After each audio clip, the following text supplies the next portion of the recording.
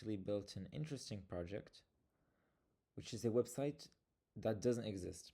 And what I mean by that is that every page that you see and every button and content and style is actually generated on the fly as soon as you load the page, powered by an LLM. I created 3 different scripts, Python scripts, that has the ability to create HTML basic kind of websites. One with Gemini, one using wanted speed. Also using the Groq inference. In this case, it's the Qwen 2.5 coder. And also using diffusion LLMs, which are brandly recent. It's by Inception Labs, Mercury coder. So let's start by running our Gemini one, because I've seen very good results with it. So you have the choice between choosing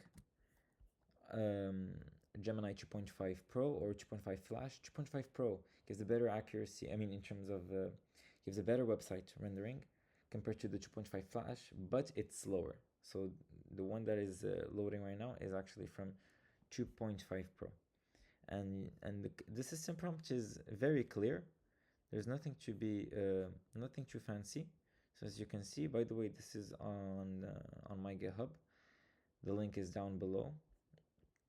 So you can see it is actually generating a new website. So give it some time.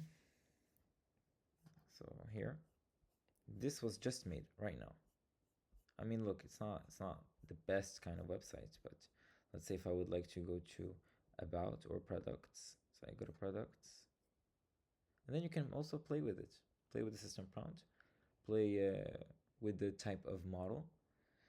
And here I'm about to do a demo using the Flash one, which is way faster. So while this is loading, let me prepare it. So Flash. No, actually, I'm using the Pro. 2.5 Pro. Flash. So let it load. Oh, still loading.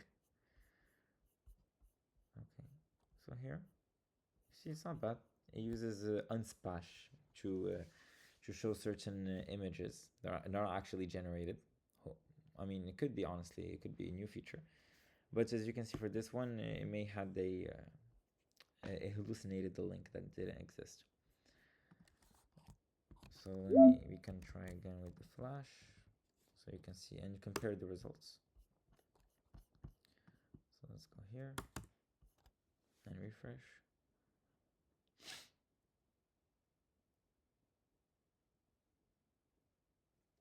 By the way, the links for the sources that I use, so Inception Labs here, uses actually, it's a very fascinating architecture. You should you should explore it. They're like using actually diffusion models and not like the transformer architecture. Groq, of course, is just for inference, and you have then the Gemini. So why is this not okay? Give it some time. Or maybe you may encounter some cache issues. So it's best if you just end the server, and then we go again, and hopefully that should work.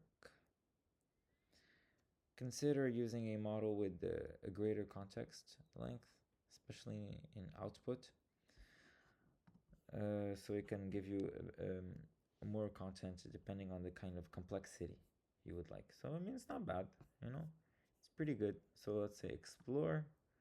You can go on explore and we'll see what it's gonna take us. By the way, this button of change system prompt is still having some issues.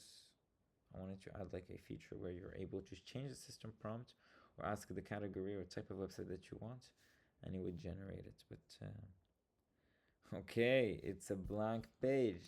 Good job, AI.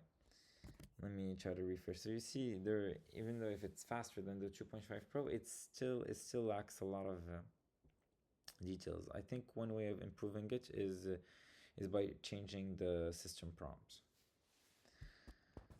Okay, it's not bad. But you see, it wasn't able to generate the images just like the 2.5 Pro. because maybe it was trained using outdated Unsplash links. You can even see contact, and then I'll wrap it up. So this is available on GitHub, open source. It's not the best, but it's, I mean, we're still exploring new things, so yeah. And let me know if you guys have any questions. I'm more than happy to answer them. Connect with me on LinkedIn as well. All the links are down below. And I think, yeah, so this is the end of the tutorial. Boom. Wow. Thank you very much, and please don't forget to subscribe if you are interested in more tutorials.